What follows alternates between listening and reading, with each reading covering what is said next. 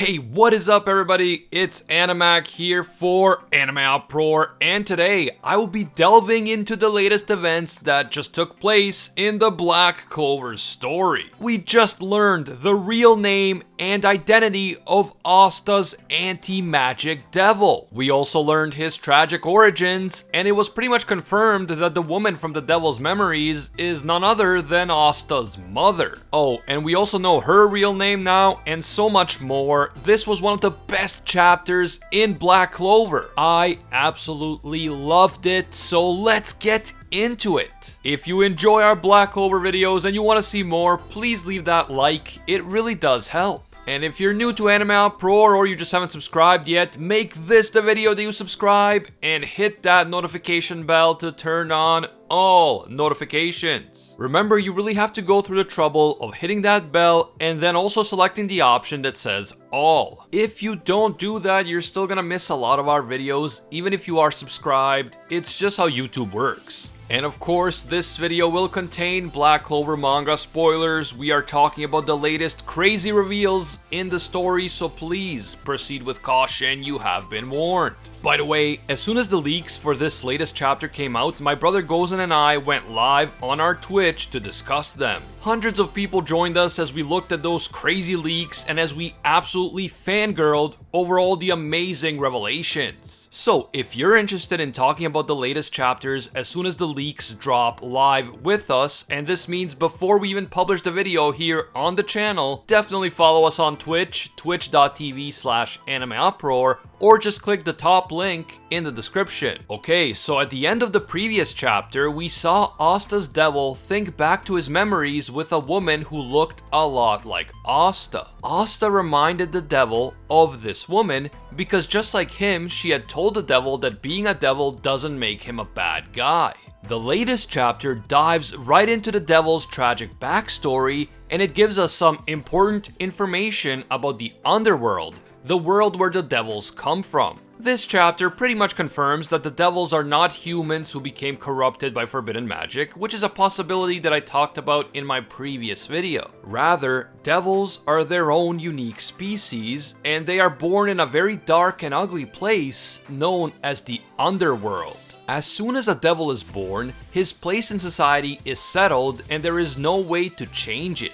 It seems that the status of a devil is determined by how much mana they possess. And since the anti-magic devil was born without mana, he was considered to be the lowest of the low. And here we already see some parallels between the underworld and the human world. But since the underworld is extremely boring, the higher ranked devils spend their time terrorizing those devils who happen to be below them. And since the anti-magic devil was on the lowest tier, he was bullied and abused every single day of his life. To be honest, this description of the underworld reminds me a lot of the Shinigami realm from Death Note. Just like the Shinigami, the devils are constantly bored, and their biggest thrill in life is to try to toy with humans. Every devil's goal is to find a way into the human world so that they can possess humans, wreak havoc, and stop being so bored all the time. However, for a devil to be able to enter the human world, they need to make contact with a human, and they need to convince that human to make a contract with them. This is not an easy thing to do, and it doesn't happen often. But one day, while he was being bullied by the other devils, the anti-magic devil was thrown at the gate that separates the underworld from the human world. The anti-magic devil fully expected to hit the gate and get smashed to pieces, but because he had no magic, he was able to actually pass through the gate and into the human world. In the world of Black Clover, the underworld appears to be a realm that is literally beneath the human world. And so we see the anti-magic devil getting thrown upwards, and then he emerges from the ground into the human world. It also seems that this gate between the worlds has some sort of magic spell attached to it. This spell blocks everyone with mana from entering the human world from the underworld, and potentially vice versa. But then, since the anti-magic devil has no magic, he was not blocked from passing through the gate. And so he achieved something that the other devils thought impossible. He entered the human world without ever forming a contract with a human. But even though he was now free from the abuse of the other devils, the anti-magic devil didn't fare much better in the human world. He was already so traumatized and exhausted that he didn't even care about the humans. He had no desire to toy with them or possess them or manipulate them in any way. But even though he was just a broken kid with no evil intentions, he was still feared and hated by the humans just for being a devil. As soon as they saw him, they wanted to call the Magic Knights to get rid of him because they assumed that every devil was the same. They were all evil and dangerous. At some point, the anti-magic devil was chased down by humans with powerful magic until he had no more strength left in him. Somewhere deep in the woods, he collapsed, and he made his peace with the fact that he was about to die. He didn't even feel bad about it. He was ready for his miserable life to end. But then, something surprising happened. Instead of dying, the anti-magic devil woke up inside someone's home. A human woman, the same woman from the last chapter, the one that looks like Asta, had found him passed out in the woods, taken him in, and nursed him back to health. This woman introduces herself as Lichita, a word that means permissible or allowable in Latin. Lichita explains that her magic allows her to essentially seal anything that doesn't have mana inside a small object, such as a little bottle. It seems that while she was out gathering firewood, she came across the anti-magic devil, and so she smuggled him into her home by hiding both him and the firewood inside the little bottle. This is actually a pretty useful ability when you think about it. She can secretly transport large objects and even people as long as they don't have mana. Lichita would make a great spy, or like a construction worker. The anti-magic devil is surprised that Lichita is being so nice to him and that she's not afraid of him. But the woman says that she has no reason to be scared of an injured little kid. And she can also tell that the devil has no magic, so she knows that despite his devilish appearance, the devil is not dangerous. Lichita then reveals two important things about herself. First, she reveals that just the other day she found and took possession of a 5-leaf grimoire. She says that the old superstition about a devil residing within the 5th leaf must be true, since just after finding the grimoire, she came across a devil. Lichita also reveals the true nature of her own magic. Her body steals magic and life force from everything around her, and this appears to include humans, plants, and animals. Lichita doesn't seem to be able to turn this ability off, so she is forced to live on her own in the middle of nowhere. Presumably, she is also an outcast who is feared and hated by her fellow humans because of the true nature of her magic, so in that sense, Lichita is uniquely capable of understanding the life of the anti-magic devil. It seems that because the anti-magic devil is a devil and not human, and because he doesn't have any magic, he is able to be around Lichita without suffering any adverse consequences. Lichita is convinced that this is fate, and she asks the devil to stay with her and become her kid. The devil is shocked to hear this at first, but as time goes by, we see him slowly warming up to Lichita and then eventually fully accepting her as his mother. We got a beautiful page of the manga that shows the two of them bonding and becoming a real family. We also see that the devil is slowly growing and becoming stronger. I feel like this one page in the manga is gonna end up being like a whole episode in the anime, and you know what? I actually don't mind. I absolutely love this. We then see the very moment in which Lichita tells the anti-magic devil that being a devil doesn't necessarily make him a bad guy, and it is clear that he himself is not a bad guy. Lichita then reveals the devil's real name for the first time. His name is Liebe, which means love in German. And I have to say, I really love this moment in the chapter. Not gonna lie, it brought tears to my eyes because it is clear that not only did Lichita save Liebe, but Liebe also saved her. He saved her from always being lonely and on her own. This was truly powerful and beautiful, but then, unfortunately, this emotional moment is interrupted by a terrible tragedy. Lucifero, aka Lucifer, the devil who is believed to be the strongest of all, suddenly tries to take possession of Liebe's body. Lucifer is surprised that a devil has been able to stay inside the human world without ever making a contract with a human. And so, Lucifer wants to take over Liebe's body so that he can find a way to manifest his own body into this world. But Lichita refuses to let that happen. She uses her magic to absorb Lucifer's magic and essentially force him out of Liebe. Normally, Lichita couldn't do anything to someone as powerful as Lucifer, but because he is possessing Liebe inside the human world without a host of his own, Lucifer is nearly powerless at this point in time. Lichita is definitely aware of the danger that she is putting herself in, but she loves Liebe as much as her own son, and she refuses to let Lucifer hurt him. In fact, we then see a brief flashback to a time when Lichita seemingly dropped something off in a basket on the doorstep of a stone building. And as we see this, Lichita vows that this time she is not letting go.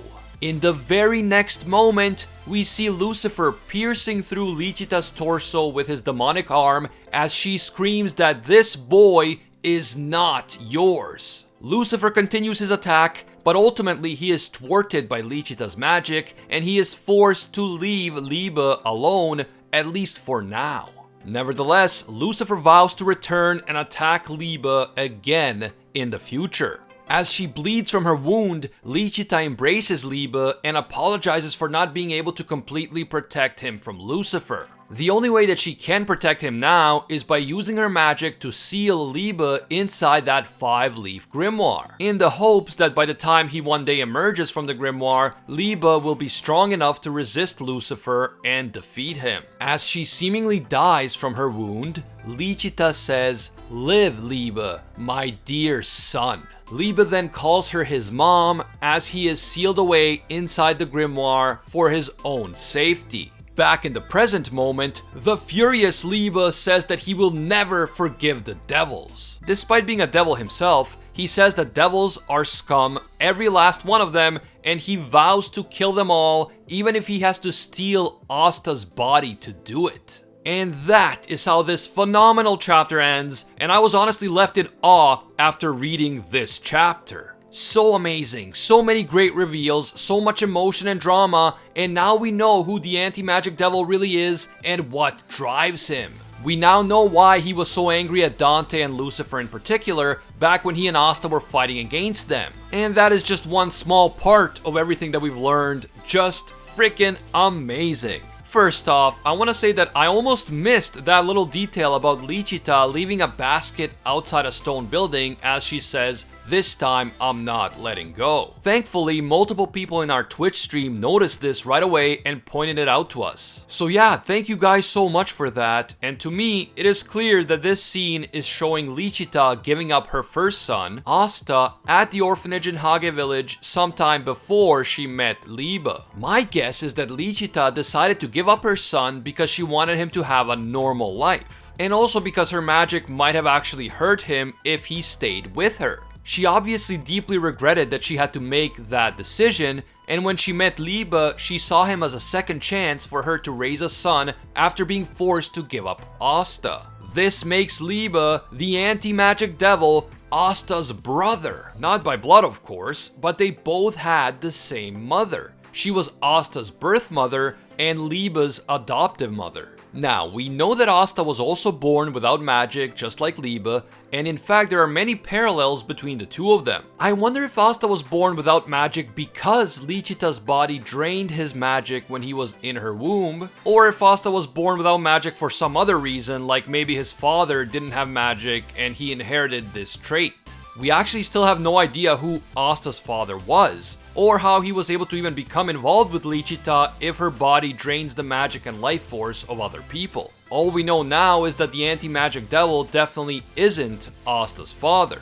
And that reminds me, according to this chapter, Lichita's body not only drains the magic, but also the life force of other living creatures. We know that Henry suffers from a curse that makes him drain the mana of other people in his immediate area, which is definitely similar to Lichita. But it seems that Lichita's condition is even more severe because she doesn't only drain mana, but life force as well.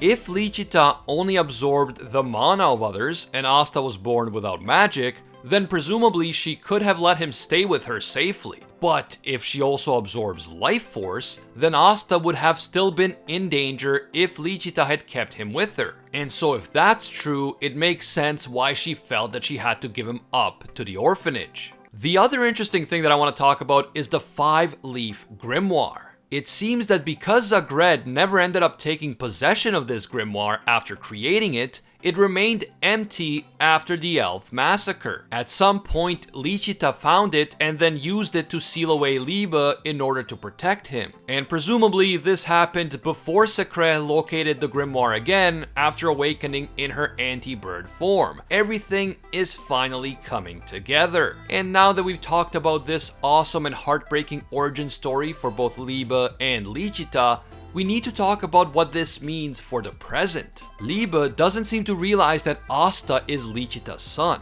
Asta clearly reminds him of her, but since she gave Asta up before he ever met her, Liebe doesn't realize that Asta is essentially his adoptive brother. As a result, Liebe is prepared to use Asta and even take over his body in order to get his revenge on Lucifer. But once Liebe inevitably learns that Asta is Lichita's biological son, I think that his approach is definitely going to change. Instead of trying to use Asta as a tool, he is going to work together with Asta and both of them are going to fight to honor the memory of their mother. I honestly can't wait to see that happen. Long lost brothers coming together to defeat Dante and Lucifer and save the world. Such freaking hype.